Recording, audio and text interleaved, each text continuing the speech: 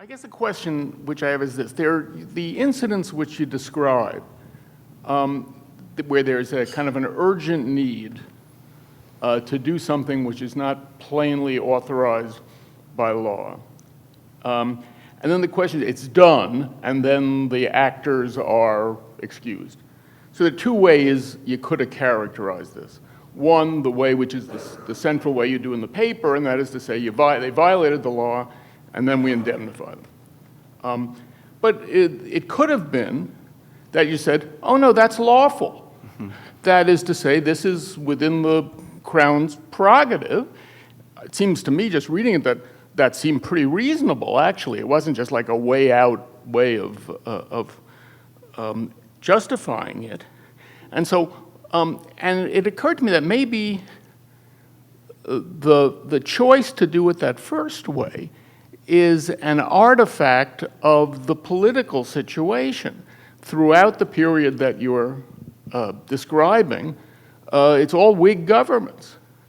And these are governments not that far removed from the revolution. And the Whigs are, you might say the raison d'etre of the party is narrowing the prerogative and expanding the realm of Parliament.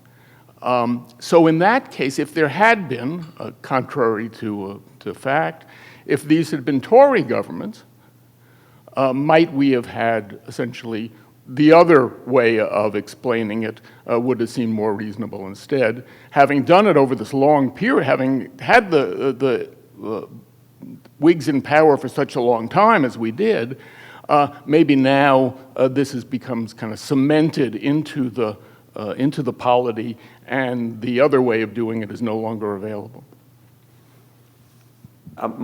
My question is, it might not be something you've looked into, and if it's not, perhaps it might be worth chasing down, is what relationship does this history have, if at all, to the recommendation clause of Article 2? So the recommendation clause empowers and places a duty on the president to recommend measures that he believes necessary and expedient for Congress's consideration. And I've always thought of that as a ask for permission clause. So I can imagine two stories. One, perhaps we have this English practice where you ask for forgiveness, and then the recommendation clause kind of pivots to an ask for permission approach. Or perhaps maybe the recommendation clause is supposed to capture some of this ask for forgiveness, indemnification type approach in English history. So just want to know what type of relationship it might have, or perhaps maybe it's something you could look into. Let me just add to the great paper praise. It's just so interesting and also just so well written. It was just so much fun to read. My question's maybe an odd one, but I'm wondering if we can speculate at all about what your history, if we accept that this would have been the understanding here in America at the time of the framing, and that might tell us something about the scope of executive power, but might it also tell us anything about the scope of legislative power? And I'm thinking, what power does Congress have to ratify and indemnify behavior by the president that was unlawful at the time? And, in some cases, I suspect you could say, well, it's just an exercise of, the commerce power or whatever. But there must be time, if the president, you're indemnifying the president for some embargo that was not actually enacted into law. Congress is not at this point enacting an embargo into law, simply just indemnifying the president for having done so. That's not an exercise of commerce power. It's not necessary and proper to Congress's exercise of commerce power, because Congress didn't exercise the commerce power. And it's not necessary and proper to the president's exercise of his royal prerogative if the point is the president has no such prerogative. So I'm curious, can we draw any lessons about federal legislative power? Maybe the old general welfare clause is looking pretty good after all. Terrific. Thank you each so much. Again, lots going on here. I don't want to occupy too much time talking. Would prefer to do more of it listening. Rick, it's interesting because being a Whig in the mid to late 18th century meant something different, and I think by different, I mostly mean less than it had meant a century before, in the sense that there's some ways in which, and I mean, I am not an expert on British politics. I might feel more confident in saying something like that in another couple of years.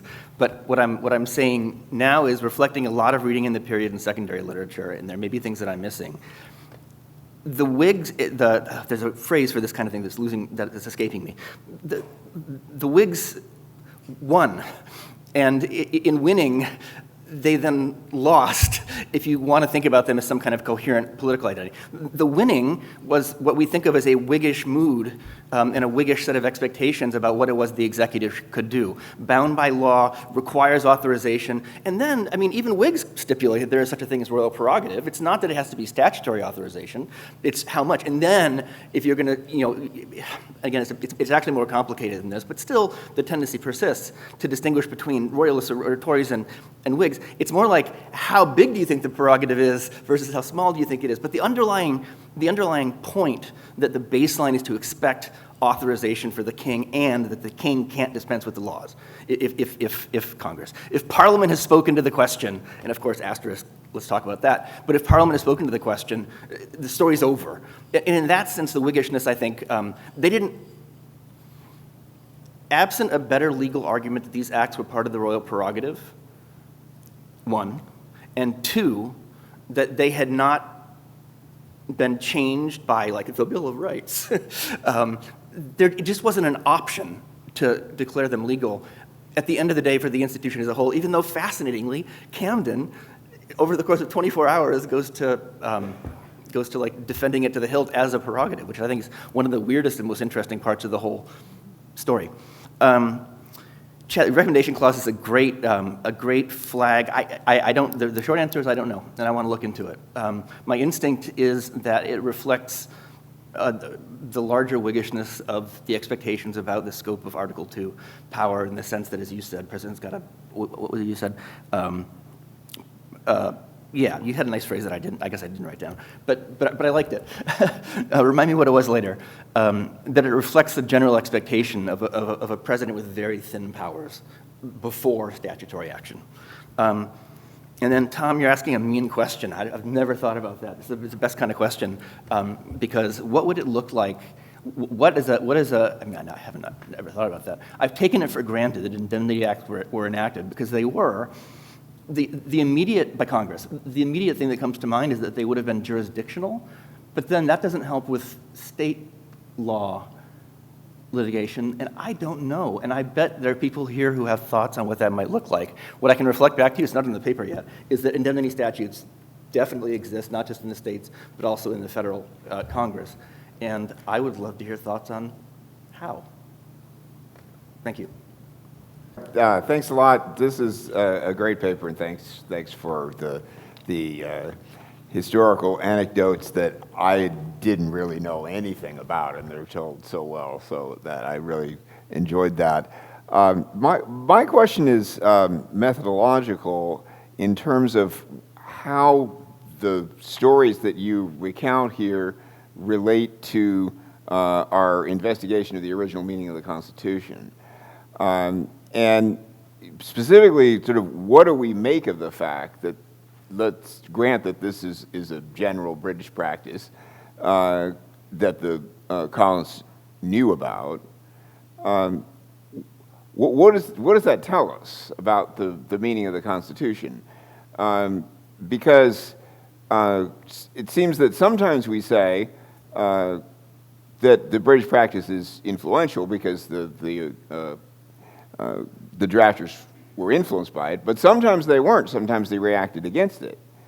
And how do we know the difference? And so you want us to say here that because they had this idea of violate and ratify rather than an executive power, an executive emergency power that allowed a violation of statutes in an emergency, then that carries over to the constitutional regime. We should be inclined to carry that over to the constitutional regime and say, President doesn't have any executive emergency power to violate statutes. And I agree with that. I'm not disagreeing, but I'm wondering about the relevance of the British practice. Why does the British practice influence you here? But to take another example, it's also the British practice that in the absence of statutory law, standing law, that the king did have the power to meet emergencies in foreign affairs through the prerogative. But I know from your other work that you don't think that carries over into the constitutional regime. And I don't mean this is to be sort of a gotcha thing, because I'm sort of also struggling with this. It's just, how do we know when the British practice ought to be significant in determining original meaning, and when we instead think that the drafters are reacting against it? All right, so you partially answered my question, or you partially answered what I was going to ask in response to Rick, but I'd like to hear a little bit more about the legal, what you think the theory is underpinning the violate and ratify. And I can think of three things here. One is that the executive officers really were acting lawfully, but the legal system was in some way immature. And my compare to this is like what Pollock and Maitland says about self-defense, that the offender deserves but needs a pardon. And, centuries later, this just drops out. Or two, that, they're acting unlawfully but rightly because their actions took place in this interstitial area that law was defective in some sense and just wasn't thought of with the emergency in mind. Or three, they really were acting unlawfully and the condemnation was important to reinforce rule of law norms, but they were excused in the particular circumstances and needed to be treated as such. And, I thought about this very much also in terms of qualified immunity, that, are we losing something by baking the qualified immunity into the judicial determination rather than requiring a ratification of the legislature? Because when you do a violate and ratify, it really does reinforce the underlying rule of law norms. I mean, you act at your peril. There's no incentive to push boundaries. I mean, it's quite a different system. And so I was wondering a little bit if you could flesh out what you think the legal theory is underpinning this sort of violate and ratify practice. Why we don't understand this to be really a question of legality, that what's developing is an unwritten law of emergencies. When the king speaks, he has these very clear substantive criteria, advice of Privy Council, the Parliament doesn't meet emergency, and it's unwritten, but of course the whole Constitution is unwritten, and you might say, well, we moved from the prerogative, and what Parliament is that it acts as the judge, but it's under rules. It says something rather interesting about law and emergency, that we can create standards for when the executive can act, and those are what are essentially developing here, and very, very sensibly so. Let me start with Mike's question, which is a couple of different questions. I think most importantly, asking, just to repeat it, how do we know when some kind of British practice carries forward, and how do we know that when a British practice was thought to have been something that was rejected either by express adoption or by sort of necessary implication of a new way of thinking about government, written constitutionalism, et cetera. And I don't have a sort of off-the-shelf, one-size-fits-all answer. I would say that I'd be looking for at least a few things.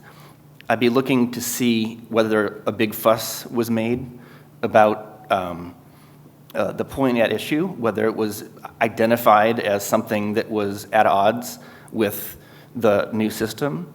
I'd look for the question of practice, right? Do we see this practice happening before independence in North America, before winning the Revolutionary War, before the Constitution itself?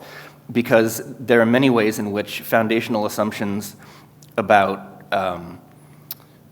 sort of the ways that the American Constitution is fundamentally different from the British one, which of course it is, don't apply to at least some American colonial early state constitutionalism that would be thought either implicitly or especially with the new wave of constitutions after independence explicitly to have been changed, right? They are written, they have separations of powers and so on and so forth, such that if we see the practice continuing before the Constitution itself under state constitutions, then it's an instance where, right, on the one hand there's theory, on the other hand there's practice, and theory and practice sometimes mesh and sometimes they really push against each other. And if what you're looking for is how best to read the expectations of a culture that adopted X, then I tend to think that relying solely on, not solely on, but relying too heavily on theoretical deductions that weren't actually said at the time and that are contradicted by practice at the time. My methodological instinct, not as an originalist, because again I'm not, and I keep thinking about like, well, how would an originalist answer this? But as a historian, to say practice and the lived experience of governance systems is more important in deciding whether, in fact, this would have been at odds with the new scheme. That's just my first instinct. It's a great question. Somebody should, maybe somebody has, write a paper theorizing this question, because it's a really important question. And then, Robert, I would say that you've laid out three different ways of thinking about what indemnity was doing. The interesting thing to me is the answer is sort of yes. and that connects a little bit, not decisively, but let me fumble my way towards it, to the answer of, one part of the answer of why the paper presents this not as a theory of a kind of unwritten law, but rather as a theory of extra-legal action. I don't think there was a theory. I think you have certain things that recur in the most salient kind of epic statements of why, like the 1766 grain crisis is a good example of the sort of thing that should either be justified or excused. And they used both kinds of language, sometimes in the literal same sentence, which is interesting.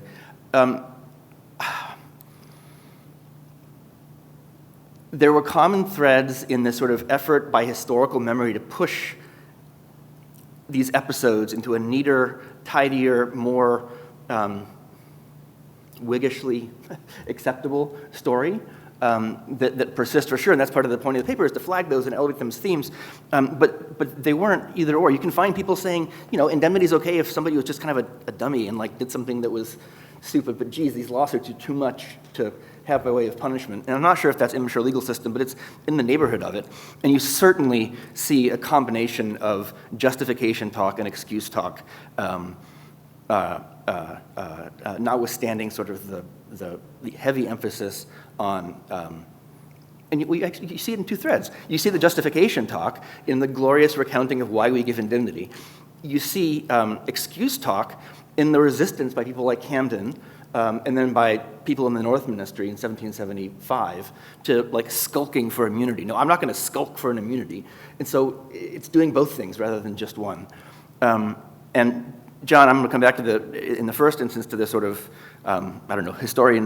historical writing cop-out, which is I'm trying to reflect how they thought about it rather than making a jurisprudential claim. As soon as I start trying to think about jurisprudential questions like this one, I get scared. And so again, retreat to history. They clearly and unequivocally saw it as a space outside of law. They knew what unwritten law looked like. They knew what customs that added up to the British Constitution looked like. And the point of this was to exclude where indemnity was granted. The dominant way of talking about it was to say the point was to exclude that act from British constitutionalism. And so, practically speaking, yes, there's a law-like quality to it to the extent it's in conversation over time, but they thought about it as excluding it from the space of law and leaving it to politics. So, fascinating stories here. I guess I'm wondering the extent to which you can interpret these. So these are two moves that I make, I'm not sure every year, but one is tacit emergency exceptions. So it's not express, but you got, Easton versus Studd, tacit exceptions, kind of commonplace feature of language. And then epistemic considerations. So you got an emergency exception, but it's of unclear scope. And then you could interpret what happens as, well, I think there's an emergency exception, and then what they're asking Parliament to do later is declare that because it was unclear. So you're still demonstrating, manliness in, I think this really is an exception, although I understand that lots of people could disagree. And the meta question is, I wonder exactly what's at stake in that difference. And then separate from that, I just sort of have what are we talking about violating the law? To the extent that we're talking about British customs of it being okay to violate the law, not sure that really says a lot about the American Constitution, because if you think the reason we care about British stuff is because we care about British law, we don't really care so much about British customs of violating the law. We care about British law. Okay, so just depending on what we care about, and obviously you care about different aspects of British stuff than a lot of us might. So. Julian, I really did love the paper. I'm kind of on like Rick. I loved the whole thing. I think maybe you should just not think about it as an originalist paper, though. What it is a history paper with all kinds of very interesting implications for modern times. So my mind sort of went along Amanda's, I'd like to see more thinking about that. So my first suggestion is, you say you're not the right person to think about modern things. I really think this is a rich topic. Get a co-author, but I would really at the end of this, I'd really like to see some reflection on, and I don't know where it leads, because one thing I think it leads to is qualified immunity is a really worse way of dealing with it, because you think about the incentives. This old system created an incentive to minimize law breaking, and qualified immunity creates an incentive not to know anything about the law. So it's, anyway, I love that. So second suggestion is to have some examples of where people sought indemnification and didn't get it. And the best examples would be ones where their case for indemnification was in fact quite good, and we could see the consequences of denial. And then finally a question, which is, this made me think of John Locke's little chapter in the second treatise on prerogative, where he defines prerogative as acting without support of the law. And then the troubling part of what he says is an even in violation of the law. And I just wondered whether, where does Locke fit? I mean, he's writing just before the Glorious Revolution, and is that an older view? Is that how does Locke fit into all of this? And therefore prerogative fit into all of this? I thought it was a really interesting paper, and interesting to think about sort of the emergency lawmaking prerogative, what sometimes is referred to as prerogative, as being a law-breaking, an executive law-breaking that has to be violated, has to be ratified after the fact, rather than some kind of freestanding power that the executive can, execute at will. My thought is, and I guess it's kind of been touched on, but my thought was about qualified immunity and whether you plan to address it or have read any about Little versus Bream, because it sounds like it maps pretty much exactly onto Little versus Bream, where there's the ship captain who violates the law, but Marshall basically says in Little versus Bream, he says that that the captain's actions were noble, but that he has to hold him liable because he broke the law, and he has to rely on the legislature for indemnification. And it sounds like basically the general law, the common law that was going on where qualified immunity is today, what was happening there at the founding, was very similar to this violate and ratify, that if executive branch officials in an emergency violated someone's rights, they had to rely on indemnification or they would be held strictly liable. And I'm wondering if you're going to address Little versus Bream and that history, that doctrine of law, and how it maps on to the violate and ratify theory for executive power. Can I begin just by asking for just another word or two? I'd be curious about your reaction. Do you see that Little versus Bream as being at odds with the story that's presented here, or as extending it? No, I actually think that Little versus Bream may be consistent with this theory. I mean, that's basically what it seems like the original law with respect to executive law breaking in like Little versus Bream is that an executive branch official violates the law, the court holds them liable, and indemnification is the remedy.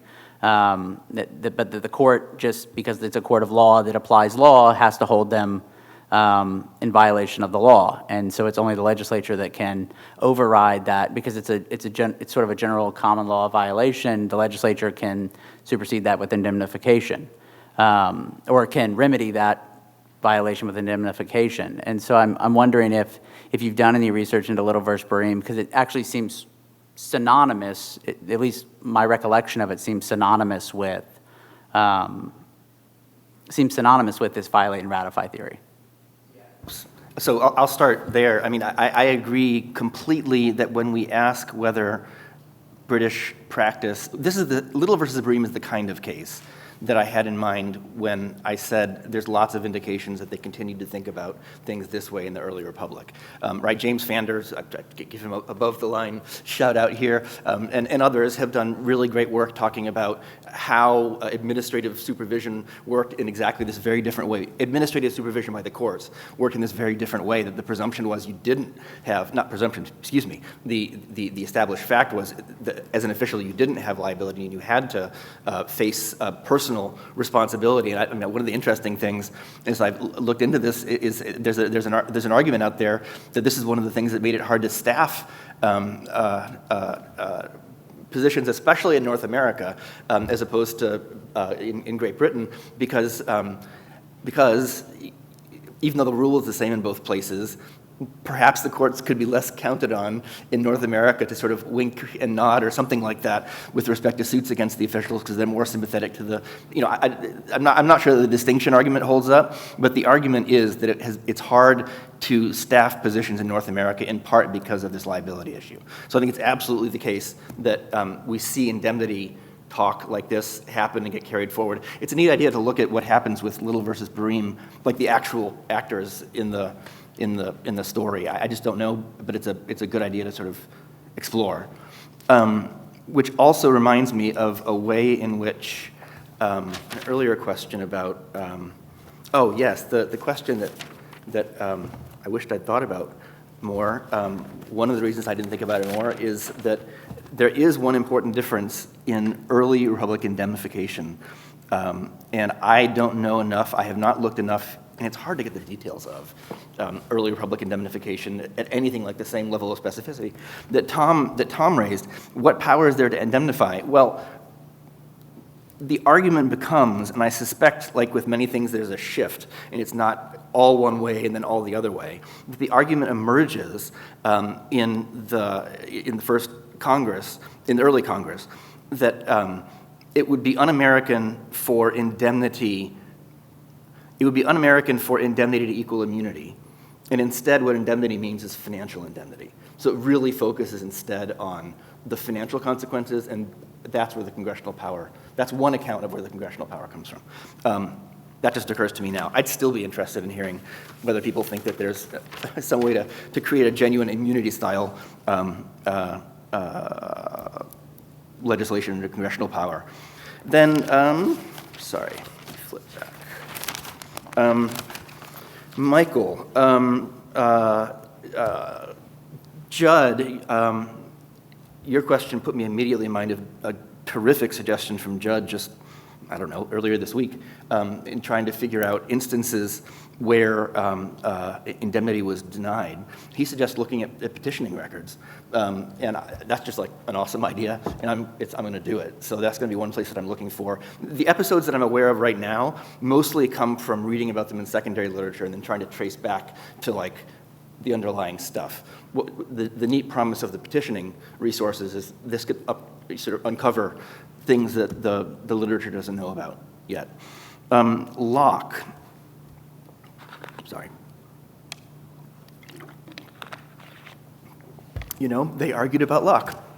And they argued about Locke in both 1775 and in 1766. And Camden, it's actually hard to be sure it's only Camden, but he's sort of, I'm just going to say Camden to shorthand the administration's arguments. Camden says, Locke tells us that part of the prerogative is, and then talks about what Locke calls the prerogative in his chapter on prerogative. And the response to that is, and it's either right or wrong or some weird mix of the two just because it's different centuries talking to each other in ways that don't map on. Oh, no, Locke wasn't talking about the legal prerogative. He was talking about something else other than legal prerogative. Even though he used the word prerogative, he meant something outside the boundaries of law. So in other words, I think their reading of Locke might be tendentious. I go back and forth on whether I think Locke is talking about something that would have been understood as within the royal prerogative, as opposed to a power that's extra-legal completely, that has nothing to do with any affirmative source of power within the British constitutional system, including the royal prerogative. I just don't, I think you can read him in different ways. But they definitely argue about exactly that, and some people said, Locke said it's in the prerogative, and other people said, no, they didn't, and they declare it illegal. So, right, so it's a rejection of the argument. If Locke is best read to say that argument is rejected in 1766. And it's not like, it's rejected like almost as a matter of course. People raise the argument, but it just gets kind of waved aside. Not waved aside, it's engaged with in depth, but it's not like, it's not a serious competitor for capturing agreement from the institutions. Then Chris, tacit emergency exception. I'm not sure I think that there is a practical difference with respect to the individual officer ex post. I know rather that the reason they thought that there was a difference between what they talked about here and a legal, albeit tacit, emergency exception was that it was illegal, and yes, I'm just restating the conclusion, but they did this constantly, including in the text of the bill, right? One of the things that there's a fight about is whether to specify that it's illegal, and in the bill that is enacted, it said this was definitely illegal, but we're going to indemnify. So, you know, again, it's not conceptually at odds with there being a tacit exception, but like, geez, they're saying there isn't. So that's like, from an internal historical perspective, that's one answer. The other answer, the answer to your other question, a thought in response to your other question about how this maps onto American constitutionalism, is, above and beyond the fact that this sort of thing was talked about lots in the colonies while it was happening, and sort of above and beyond the fact that you can see glimpses of it occurring, or at least references to it occurring, again, in the colonies and then in the early republic. I think about what I'm seeing in these materials not as something tethered to English law as such, but as a set of arguments about what makes sense within any government in which to rule is to be bound by law. It would apply in France, it would apply in, again, I guess, query whether in some, it would apply in any country that purported to be run by legal systems, not particular to something about British constitutionalism.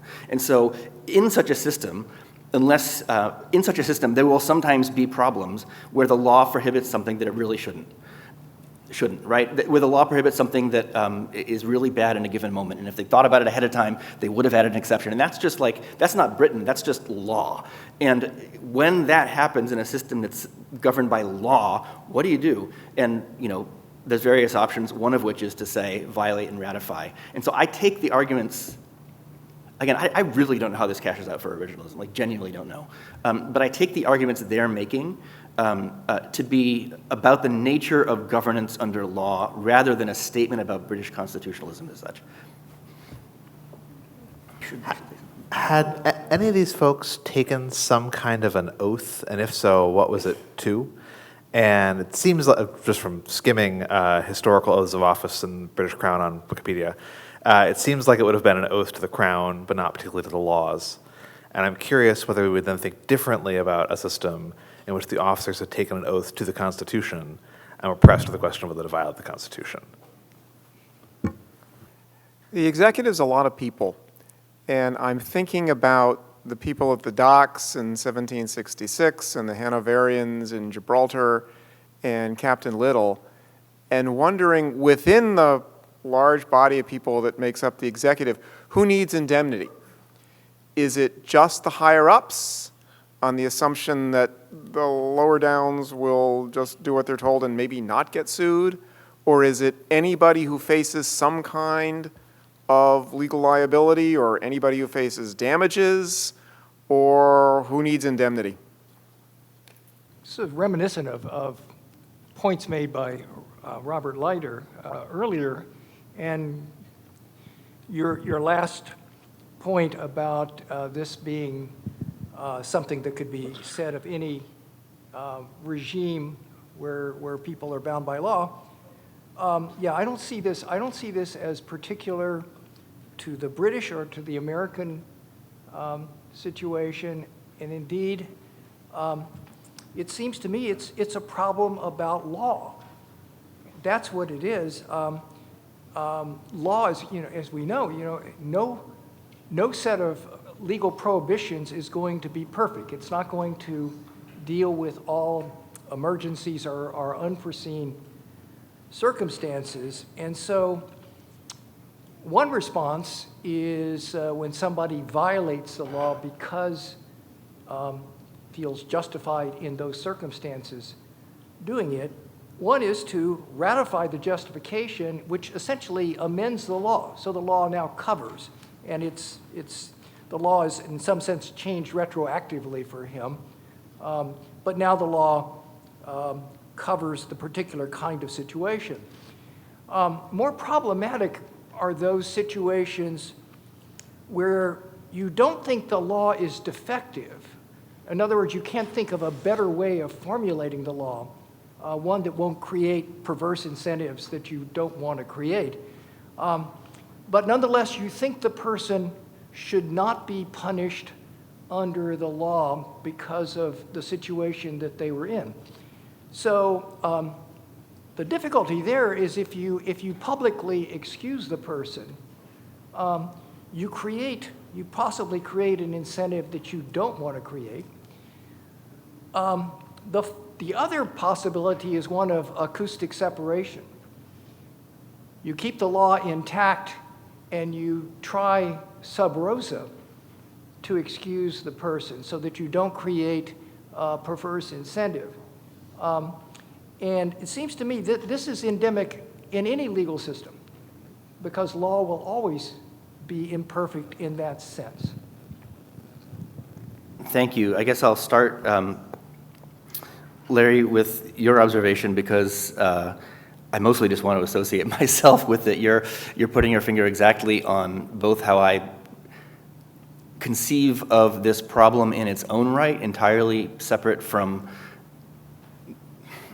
trying to reflect a historical understanding at a particular point in time, and also how I see them experiencing it, talking about it, using it in context, that it was a problem of law and not something particular to one system.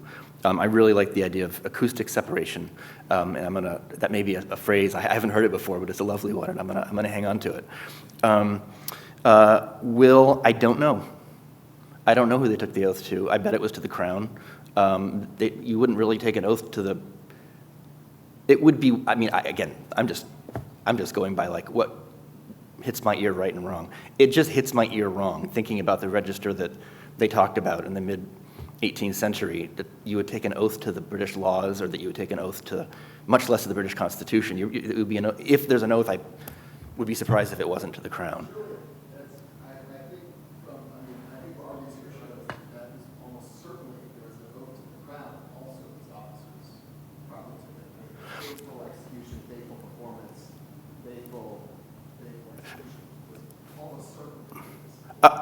So 100% agree with that. I guess maybe I took Will to be asking not did they swear to obey the laws, but did they swear, maybe I'm chopping things too finely, right? Like, is there a thing the Constitution just is? I guess we're back to this question. I agree 100%, Jed, with what you're saying, that they did take oaths to do faithful execution. And that, yeah, yes, right, like that formulation is both familiar to me and then also rings true as a matter of the way they talked. If you're thinking about swearing oath in the sense of fealty, right, fealty to something as opposed to, again, I don't know, I'm not a philosopher, but like it seems to me there's a difference between promising to do something and swearing fealty to even something and promising to obey the laws, 100%. Swearing fealty to the laws in the same sense that it seems like the oath clause of the Constitution is read, I'm not aware of that, but it'd be super interesting. We should talk about this more, please. And then, John, who needs indemnity? I wrote down who needs indemnity. That sort of sounds like it's dismissive. Who needs indemnity? That was not your question. Who needs indemnity? It turns out that this was actively debated and was a matter of political push and pull, and it depended on. I mean, again, the lame "it depends" lawyers and historians answer, but it depended on the circumstances. And in fact, in the 1775 episode. 1766 episode with the grain embargo, it was hotly contested whether the, like pages and pages and pages in the transcripts of the various recordings of the parliamentary debates, whether the indemnity should be amended from what it first was introduced as, which was basically the officers executing, like on the ground, to extend to all who both advised and relied on, I don't remember the exact language, but basically, is it everybody or just like the mid-level and low-level administrative staff? And there was huge resistance by people at the top level from having the indemnity extended to them, which I think plays with this multiple purpose of indemnity. And is there just one theory of A, what indemnity does, and B, what the triggers for it are? It functions in some ways as a condemnation, and they understand it as such, and they fight the high-ups fight tooth and nail not to have it enacted. Is it possible that the way that they're freed to do that is by the fact that it's a little bit hard to imagine under British jurisdictional laws what a suit against them would be like? You know what? It is. And so maybe it's much easier in 1775 to say, we definitely don't want indemnity, because like, how do you get a suit based on the movement? I'm just not worried about that, such that the practical upside of getting an indemnity is outweighed in some kind of like internal honor calculus by like the shame of skulking for pardon, sort of.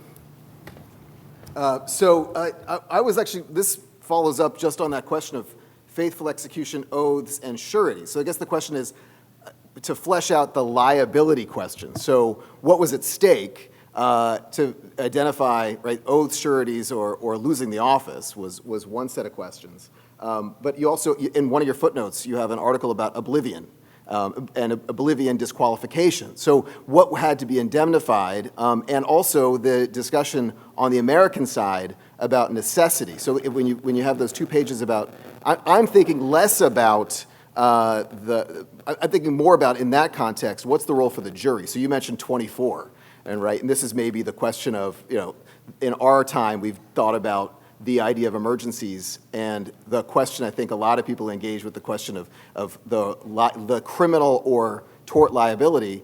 And in the modern times, we think of that as being the jury nullification or the jury recognition of necessity. And I wonder if that is the translation from English practice to 18th century American practice, was instead of legislative indemnity. And I totally agree with Judd on the idea of looking at petitioning. So, Maggie Blackhawk and Dan Carpenter's book, that just seems like a good resource. But I do wonder if more of the American style of this would have been letting jury excuse, jury necessity, jury nullification play that role. Okay, so I want to start by joining everybody who praised this chapter. I think it's pretty rare to find a piece of legal scholarship, for me at least, that is really fascinating in its content and also beautifully written. And I thought this paper really was those things. Just to mention one specific, the way you presented a couple of the episodes by saying, I'm going to do this in 2 passes, so you get the basic thing and then went back. I thought that was pretty, and just worked really well. I admired, the command you had of the presentation there. My question's kind of a question that's the convergence of 2 questions. So the first one was that you began the chapter by talking about how, in your view, under the American Constitution, the executive power was very limited, and you made it clear that you have a much narrower view of what the executive power was originally than other people like Michael McConnell and Cy Prakash and so forth. And then as the paper proceeded, I wasn't sure where that was going. Was that just sort of a lead into the topic? But, so the second question, though, is the one that I had, that a lot of people have been raising, and that is, how does all this British experience map onto the American constitutional system? People have asked that in various ways.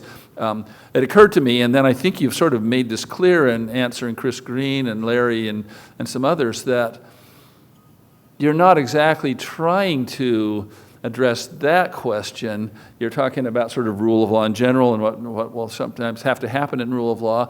And I will say, one reason why that maybe wasn't too clear is partly the introduction that I mentioned, and partly the fact that you mentioned several times how these things were reported carefully in America, and that might lead readers to expect that you are making some kind of an argument about, how this was received in America and how it was incorporated into the Constitution. But it does seem to me the answer you've given here probably is the right one, and you might even say it has to be the right one, because you're talking about something that's extra legal in its nature, whereas what those questions are asking you to do is kind of legalize it, and that would essentially denature it, if you were to try to do that.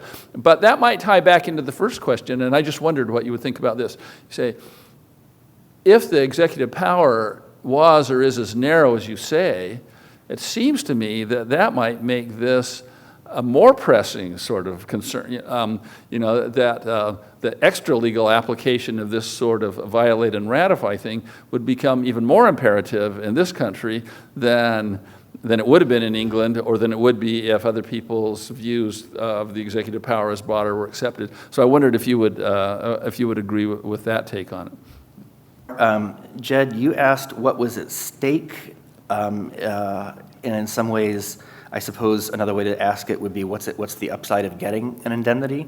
What's interesting to me is here too they disagreed. Everybody agreed that it would give you immunity against civil suits for damages, but then you also see references it's like scattered references. What does one do with scattered references? One observes that they're there.